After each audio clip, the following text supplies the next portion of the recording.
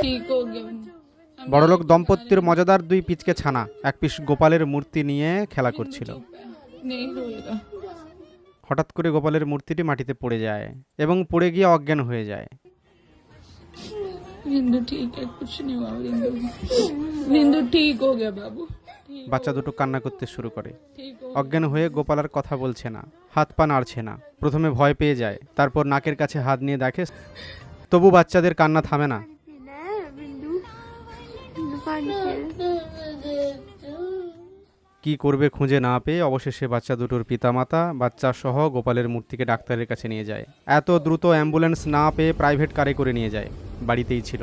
Doctor দেখে বলেন বিশেষ কিছু হয়নি, তাড়াতাড়ি জ্ঞান ফিরে আসবে, সিটি স্ক্যান করতে হবে না। তারপর বাচ্চাদের কান্না থামলো।